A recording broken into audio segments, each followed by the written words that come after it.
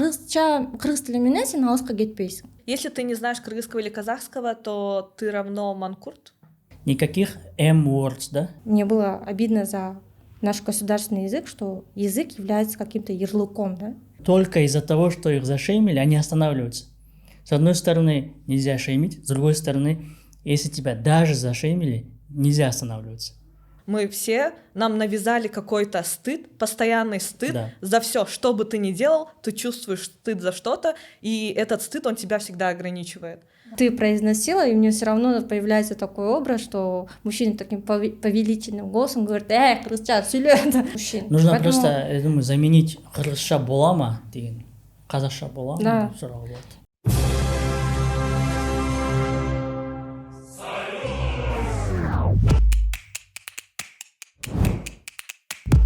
Эскимо по 3 копейки, дружба народов, коммунизм. Устали от романтизации совка? Мы развеем эти и другие мифы в нашем подкасте «Одеколон».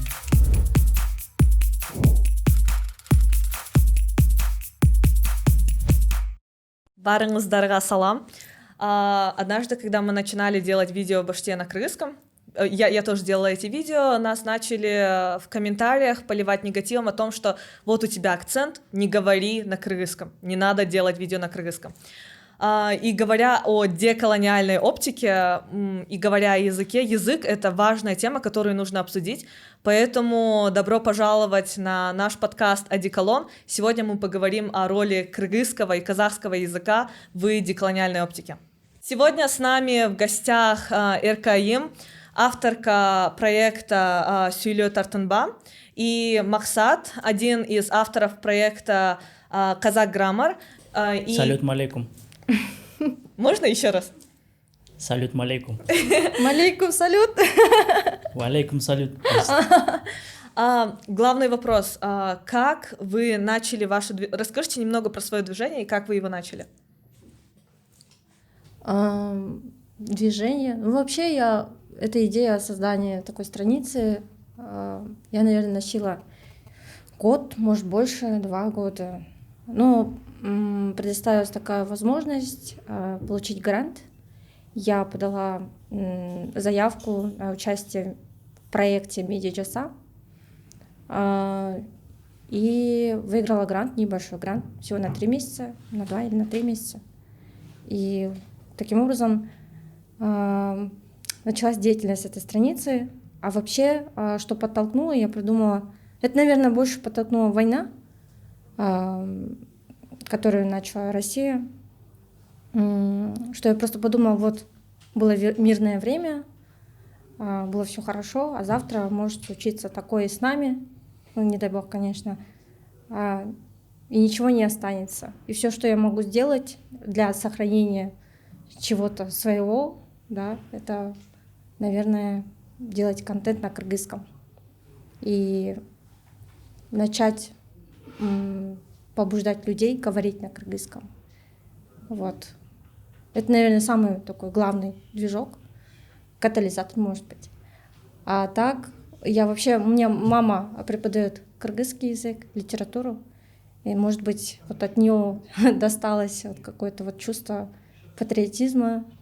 Да и вообще я сама кыргызоязычная, и мне было обидно, когда я закончила кыргызскую школу, я больше говорю на кыргызском, да и даже сейчас, когда я вот поступила в университет, у меня были очень большие сложности с русским языком. Я замечала какие-то такие косые взгляды, какие-то, как сказать, предвзятое какое-то отношение в мою сторону из-за моего кыргызского.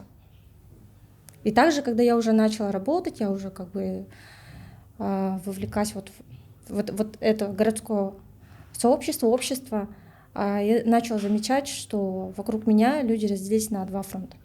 Есть люди, которые стесняются говорить на кыргызском языке, чтобы не прослыть колхозниками. И есть люди, которые стесняются говорить на кыргызском языке, чтобы не прослыть балконскими. И меня это вот очень раздражало. Мне было обидно за наш государственный язык, что язык является каким-то ярлыком, да? Почему это так происходит? И я просто хотела объединить вот эти два фронта, да, и сказать, что, камон, люди, это наш общий язык, и надо говорить, не нужно стесняться, не нужно язык рассматривать как что-то, как какой-то ярлык или какой-то инструмент для обозначения имиджа. Я хочу кое-что добавить сразу сюда о деколониальной оптике, о том, что вот ты сказала, одни стесняются говорить по этой причине, другие стесняются по той причине. Мне кажется, это вот есть продукт колониализма, это то, что мы все, нам навязали какой-то стыд, постоянный стыд за все, что бы ты ни делал, ты чувствуешь стыд за что-то, и этот стыд, он тебя всегда ограничивает. Да. Очень классная мысль. Да, про Казаграммар, да. Меня зовут Махсат, один из авторов проекта Казаграммар. Мы начали в 2016 году, на ВКонтакте еще начали. Сейчас нас там нет по известным причинам.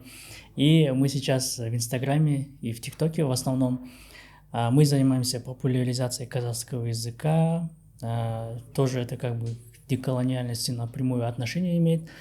И что? Что еще там надо сказать? Что побудило? Да. Что побудило, кстати.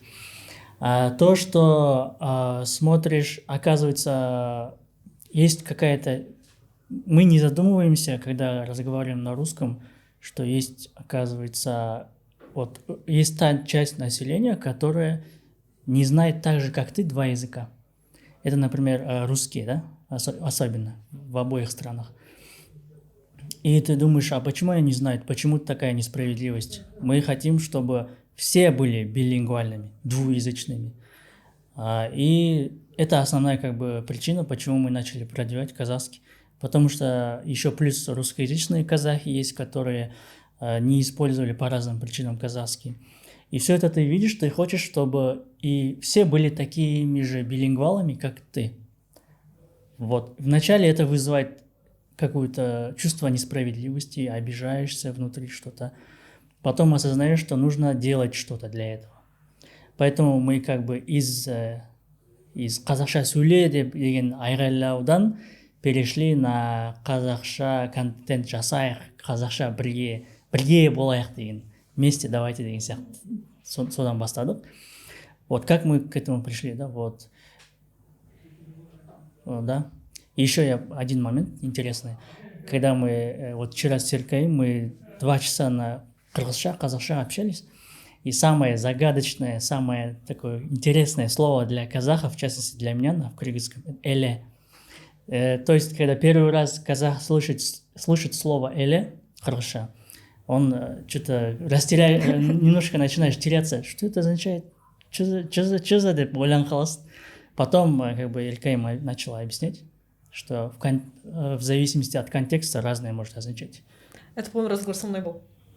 Мы тоже обсуждали, да. Я с каждым кыргызом. С каждым кыргызом. Кечеле. Да. В зависимости от тона, контекста это будет означать разные смыслы. Вопрос. Считаете ли вы язык деколониальным инструментом? И если да, то как? Почему язык важен? Насколько он важен в деколониальной оптике? Язык это, язык это вообще вся история твоей культуры там находится, в языке. Язык это форма, такая физическая, письменная форма твоей души, можно сказать, твоих мыслей. Поэтому там все это как бы жесткий диск, где все хранится. Поэтому, раз уж вся информация там, все там как бы закодировано и все такое, то это обязательно информация, это деколониализм, это об информировании, а информирование через язык нужно делать через тот язык, который является частью твоей души и так далее. Поэтому, да, обычно деколониальность начинается через язык. Первое, потому что это мысли это язык, и вот поэтому, да, это деколониальный инструмент язык, но и часто вот мне интересно сказать об этом, что часто говорят, язык это же просто инструмент общения, какая разница, какой язык, но на самом деле это просто один из инструментов, один из способов использования языка. Коммуникативная часть для общения потом есть идеологическая, как я говорил, вся культура там находится. Поэтому обе стороны важны языка. Не только коммуникативная, типа информацию передавать. Поэтому, да, кыргызский, казахский, он очень важен, чтобы делать деколониальность. Но кроме языка, там еще много же разных вещей, как делать деколониальность. Но язык как бы первая ступень, самый популярный момент. Вот. Что еще? Ну, я соглашусь с Максатом, что Да. язык — это не просто инструмент коммуникации, но еще это генетический какой-то код нации. Этот код, вот этот язык несет в себе код нации, уникальный код. То есть, например, в чем заключается уникальность? В каждом языке есть слова, которые не переводятся в точности также на другой язык. Да? Например, или, например, кукуй. Тоже вчера он спросил, что такое кукуй. Я не могла сразу перевести это на русский, да? Или на английский. Каралдым, например. Как ты переведешь слово каралдым на английский или на русский? То есть мы можем это объяснить, но множеством вариантов, да, только не одним словом. И такие слова есть в каждом языке. То есть каждый язык уникальный по себе. То есть это уникальный код, да, как отпечаток пальцев, да, что вот не повторяется, даже у близнецов отпечаток не повторяется, также и языки, они не повторяются по уникальности. И поэтому сохранение языка — это очень важно. И не только сохранение, а в то же время и развитие. Потому что, как бы мы говорим, что кыргызский язык есть, да, он используется. Я не соглашусь с тем, что у нас кыргызский язык совсем не используется в Кыргызстане, он используется только на бытовом уровне и только в регионах, где, все-таки вот важные для государства вопросы, да, они решаются все-таки в столице. А в столице как раз-таки в прогрессивной среде общества больше используется русский язык. И это обидно, потому что я сбилась, просто я шла с уникальности и перешла к тому, что насколько язык важен. Да, важен. Я просто к тому, что говорят же, что кыргызский язык, ты с кыргызским языком, кыргыз тілі менен сен алысқа кетпейсің. То есть зачем тебе учить кыргызский? Нужно учить английский и русский, чтобы развиваться. Но дело в том, что мы должны учить кыргызский хотя бы ради того, чтобы сохранить свою уникальность. То есть это один из инструментов для сохранения целостности нации, целостности государства, целостности... Вообще это очень важно для самоидентификации человека и вообще народа. У меня есть к этому кое-что добавить. Просто мы обсуждали этот вопрос, чуть-чуть касались и в других подкастах. То, что деколониальная оптика, она в целом нужна для того, чтобы ты чувствовал, вернул себе собственное достоинство. И язык — это то, что отражает наш быт. И когда ты можешь выражаться о своем быте, когда ты можешь себя с ним ассоциировать, мне кажется, ты чувствуешь большую с этим связь и не чувствуешь себя обделенным от своей же культуры, от своего образа жизни, то, что ты делаешь каждый день. И, наверное, поэтому язык, он все еще остается важным в плане, например, кыргызский или казахский, даже если это не какой-то глобальный язык. Для себя такое вычеркнула из других эпизодов, которые были, кажется, тоже важно здесь упомянуть. Да, и мне кажется, еще важно, не знаю, немножко разница между Казахстаном и Кыргызстаном. Кажется, как будто кыргызы, большинство знают кыргызский на том или на ином уровне. А в Казахстане немного есть очень большое количество казахов, которые вообще напрочь не знают казахского языка. И в этом и еще плюс русские, да, другие этносы. И у нас, когда спрашивают, зачем нам казахский, кроме самоидентификации, я еще добавляю практическая часть. Практическая часть, зачем язык казахский, чтобы все эти разные слои населения, не слои, а разные группы языковые, они вместе говорили на одном языке, который является государствообразующим, казахский в данном случае, чтобы мы не были в разных пузырях, да, в разных баблах, потому что у нас разделение казахоязычные сами по себе немножко, русскоязычные немножко сами по себе, иногда они так пересекаются, когда конфликты какие-то или еще интересные мероприятия, может. Но не знаю, в Кыргызстане, как мне показалось, что почти любой кыргыз немножко более-менее қырғызша сөйлесіп кетесің. Ну, мне тоже кажется, что меньше людей, которые вообще не знают кыргызского, я действительно редко встречаю. В той или иной степени многие знают. И когда я обычно встречаю, то я удивляюсь, типа, Ты что, не знаешь, что ли? Ну, просто такой, типа, интересно. Тогда сразу подходим к такому вопросу, то есть, что в вашем понимании каждый кыргызстанец или каждый казахстанец должен знать кыргызский или казахский? Должен знать, типа, что это означает, да? Должен знать, это на каком уровне, типа, или как? Ну, вот ты сказал, что все должны говорить на государственном языке, Да, и чтобы почему, быть... да? Ну, то есть ты считаешь, что все должны говорить на государственном языке? Все должны говорить, да, в Казахстане, например. Почему, да, вопрос? Потому что, да, как я сказал, первая – это самоидентификация, вторая – это практическая часть, как консолидация, чтобы все говорили на одном языке. И это действительно немножко снимает напряжение, когда все на одном языке, на том языке, который как бы сейчас развивается усиленно, казахский, да, например. Вот. Почему? Я думаю, что все должны знать кыргызский язык, но не обязаны говорить пока что. Но потому что мы еще на таком уровне, вот мы не можем просто взять и заставить всех говорить сейчас на кыргызском. То есть это может быть произойти медленно, очень верным, но медленным путем. Но я не могу сказать, что сейчас, с этого же момента, все должны говорить на кыргызском. Но это просто нереально даже. Я просто вижу это так, что не могу сказать, что все должны говорить на кыргызском или... Ну, я не могу говорить про Казахстан вообще, что все должны говорить. Было бы, конечно, хорошо, если бы больше людей говорило. Я, наверное, так бы это выразила. Было бы хорошо, если бы больше людей говорило на кыргызском, понимало бы кыргызский, потому что это как минимум интересно, и это как минимум то, что, наверное, резонирует во многих людях. Да, я вот о том и говорю, что все должны знать, ну как бы знать, понимать, да, что если, например, я допустим, если я не знаю русского, английского, другого, кроме кыргызского языка, что я подойду к кому-то, там спрошу на кыргызском, и он не будет не отвечать, потому что не знает кыргызский, да, что он может как-то мне объяснить и сказать на том же языке, на котором я спросила, да, то есть вот на таком уровне. Но вот заставить говорить типа только на кыргызском, я не знаю, я даже такую ситуацию представить не могу.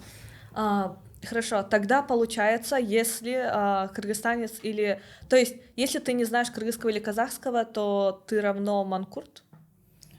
Надо сначала определиться, что такое манкурт, да? Ну окей, изначально это очень уничижительный термин, да? Но мы как бы в Казаграммар, да, в нашем проекте, мы придерживаемся такой позиции. Никаких M-words, да? M-words, типа N-words, только M-words. То есть это мангурт, мамбет, мырк. Вот эти слова мы не используем, стараемся не использовать. То есть призываем никого не использовать. Почему? Потому что это в обе стороны шейм, да? Никакого шейма.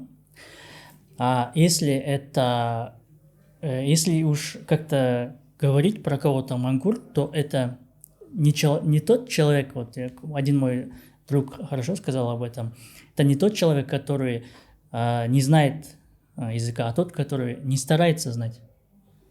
Даже не старается. Вот это больше, наверное, к мангурту относится, если раз уж кого-то там обзывать заходить. Который не старается, да, и даже мешает его, кстати. Человек, который мешает развитию языка. То есть, если ты находишься в Кыргызстане и как-то кыргызский развивается, и ты говоришь, давайте на русском также нормально, удобно было, на нормальном языке, где сөйлесе біреу. Вот этого человека можно сказать, что это мангурт. Давайте тогда, если не будем употреблять слово манкурт, то есть если ты не знаешь своего языка, то ты равно не патриот. Нет. Если не знаешь языка, ты не патриот, это не так. Я вот соглашусь с Максатом, если ты не знаешь языка, но при этом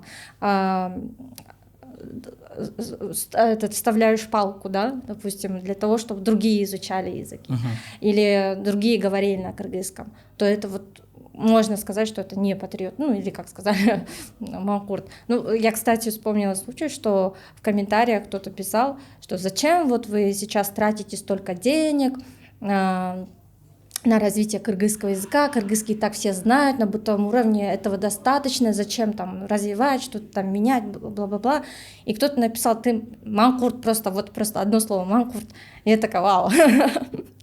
Я даже не подумала, я просто увидела комментарий, такая мысль, а что это, разве манкуртизм или что? А я вот сейчас думаю, что да, если человек препятствует тому, чтобы развивался язык, возможно, это, да, относится к этой категории. Но если человек просто не знает языка, я не считаю, что он не патриот. Он не патриот. Тогда как развитие и использование государственного языка важно для развития общества и самого государства? Страны в целом, да? Да, страны в целом. Во-первых, это независимость, если относительно России, да. А если когда-то независим, то, и так далее, все дальше и экономика, и все культура, да, независимая. Во-вторых, наверное, вот уже самоидентификация там и прочие моменты, социальная напряженность спадает, когда все в языковом плане хорошо. И разнообразие, наверное. То есть, чем разнообразнее культура в мире, тем больше причин как бы жить интересную жизнь, наверное. Если, допустим, Россия русскоязычная и Казахстан, Кыргызстан русскоязычный, это же неинтересно, с одной стороны. Конечно, конечно. Больше языков интереснее. Да, интереснее, когда много языков. В этом плане, поэтому любой язык нужно развивать, сохранить. Вот, наверное, так. Я тоже считаю, что это все-таки Кыргызстан, и не Аралашстан или не филиал России-стан, да? Yeah. Это все-таки Кыргызстан. Давайте, ребята, учить кыргызский, говорить на кыргызском, чтобы все-таки кыргызский был основной язык, а не как альтернативный, да?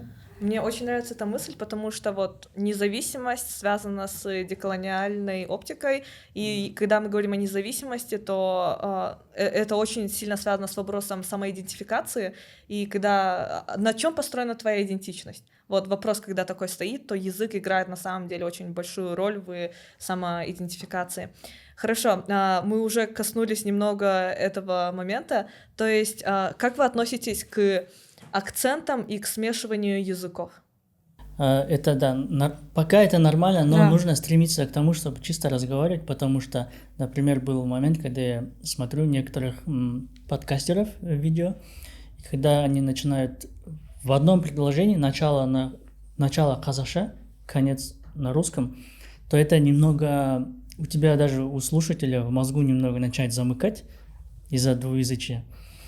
Как будто бы неэстетично звучит. Но я так не говорю им напрямую. Давай чисто так. Я считаю, что постепенно придем к тому, чтобы не смешивать язык, стараться не смешивать языки. Вот. Мне просто кажется, что язык, он такой как живой организм, и просто, например, даже в местах, где граничит Кыргызстан с Казахстаном, или, например, в местах, где граничит Кыргызстан с Узбекистаном, кыргызский, он разный, словарный запас, он разный, и просто я заметила, что у нас очень часто обвиняют или плохо относятся к акцентам, что мне очень не нравится, потому что язык, он такой, страны появились... позже того, как языки начали развиваться, и языки постоянно развиваются даже сейчас. И то есть к тому, что все эти слова и акценты и перемешивания, они имеют место быть, потому что они отражают культуру этих мест. Вот. Окей, да, это верно. И момент в таком случае должен быть третий язык, шала казахский там, например. И его нужно как-то стандартизировать, получается. Окей, но когда ты видишь, что человек либо чисто таза кыргызша или таза орысша, он умеет в разные стили, значит, ты думаешь, у этого человека в голове все структурировано. Значит, у него в голове порядок деген сияқты ойлар келеді да.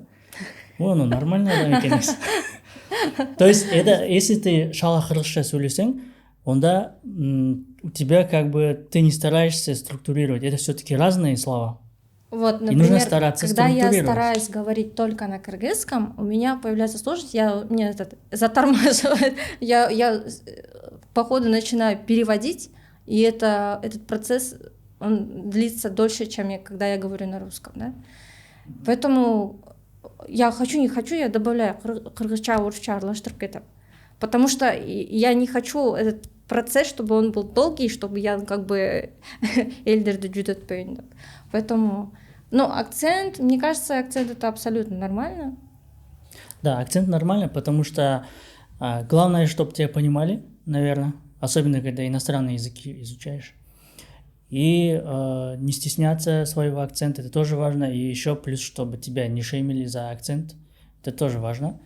Просто у нас в Казахстане есть такая ситуация, когда русскоязычные казахи начинают изучать, говорить на казахском, им что-то типа қата сөйлеватсың деген сияқты айтады. И они из-за этого замыкаются, как бы. Но проблема в том, что еще они как бы из-за этого, только из-за того, что их зашеймили, они останавливаются. С одной стороны, нельзя шеймить, с другой стороны, если тебя даже зашеймили, нельзя останавливаться. Понимаешь, да? И, наверное, такой завершающий вопрос — это оба ваших проекта, у них такая мягкая сила. В чем проблема, когда говорят тебе «кыргызча сөйле», или когда ты вот идешь по улице, что-то на русском говоришь или что-то покупаешь, и тебе кричат просто «кыргызча сөйлейсің», или что-то такое. Что не так с таким методом внушения тебе изучать язык? Что не так, и нужно понять сначала, постараться понять человека, потому что этот человек, у него тоже свои... Это комплекс, наверное, скорее всего, и у него нет других инструментов влияния, понимаешь? Поэтому нужно понимать, что единственный способ как-то повлиять на развитие кыргызского языка — это сказать «кыргызча сөйле». И он использует это. И нужно к этому с пониманием относиться. Окей, если кто-то простой гражданин, да, это говорит, то я считаю, это нормально. А если какой-то человек, у которого там власть, инструменты, влияние, то, наверное, он должен лучше создавать контент. Хорошо, казахша. И лучший контент — это озвучка фильмов. Для меня вообще слово «сөйле», типа «кыргызча сөйле», неважно сейчас, вот мне сразу ассоциируется как будто такой повелительный тон, и это говорит такой, знаете, мужчина там средних лет. Когда я это произносила, у меня в голове даже была... когда ты произносила, и мне все равно появляется такой образ, что мужчина таким повелительным голосом говорит: кыргызча сөйле. Женщина не говорит? Уже почему-то я не слышала, я тоже так женщин говорить. Я слышала от мужчин. Нужно просто, я думаю, заменить кыргызча бола ма деген казахша бола ма деп сұрауға болады. И это очень повелительный тон. Как бы даже вот слово «сөйле» — это уже типа «говори», это уже повелительное слово, да, и поэтому это раздражает людей, мне кажется. Если бы даже мне, например, сказали там, «говори по-русски», или на русском, это меня очень так, меня прям задело бы. Да. Но мне кажется, просто в целом такой метод не работает, он, наоборот, отталкивает. Да. Тогда какой метод работает? Что вы посоветуете? Как развивать язык? Давайте говорить на кыргызском. Давайте мы будем развивать наш язык. Таким очень, как сказать, мягким способом, да. Еще один метод, как бы у нас часто об этом говорят, власть, имущие, политики там и так далее, они должны свою документацию на кыргызском, на казахском делать. Потому что у нас на русском 90%, я думаю. У вас кыргызша документы кыргызша бар ма?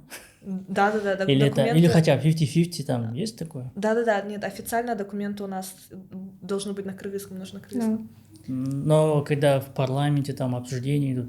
На кыргызском в основном. У вас получается лучше, чем у нас. Но документация, мне кажется, все-таки, если это касается там бизнес-сферы, да, или вообще, мне кажется, жогорку кеңеш, именно на том уровне, на таком высоком уровне, кое-как можно документооборот производится на кыргызском. Но если уйти немного ниже, да, то там уже на русском. Да, я к чему еще? В чем разница, да? Казахстан ближе к России и больше, и из-за этого такая стратификация, или как это называется, разделение по группам языковым. А Кыргызстан дальше от России и меньше, поэтому все плотно. И из-за этого, скорее всего, я думаю, с кыргызским языком дела обстоят лучше, чем с казахским в Казахстане. Я так думаю. Нет, ну да, это логично. Типа в целом, если мы говорим о деколониальной оптике, то Кыргызстан из-за того, что был дальше, из-за того, что присоединился позже, там... Ну, это не об этом история, Да, к этому еще вернемся.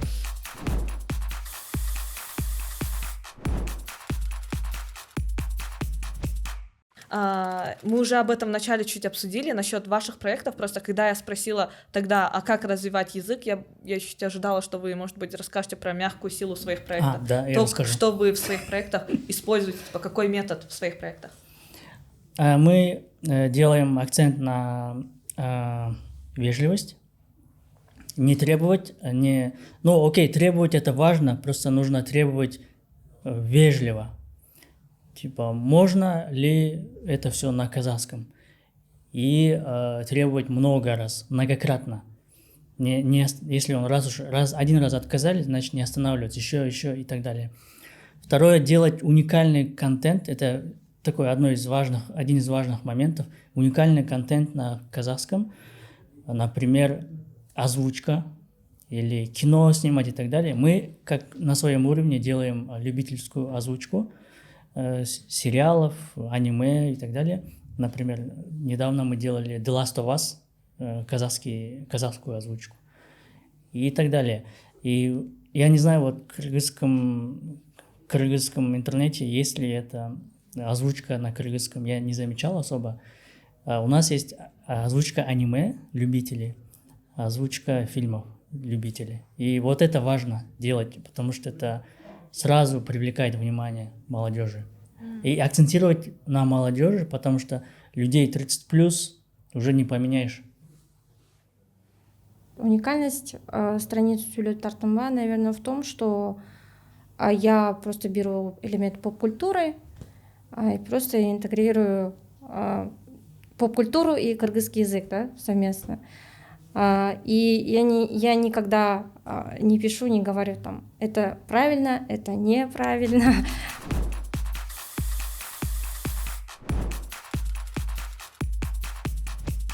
И это был наш подкаст о роли кыргызского и казахского языка, и к чему мы пришли по разговору в нашем подкасте, это то, что грубая сила и повелительный тон никогда не работают, лучше использовать мягкую силу и просто пытаться создавать контент, уникальный контент на наших родных языках и стараться делать его интересным, чтобы людям самим было интересно изучать наши языки.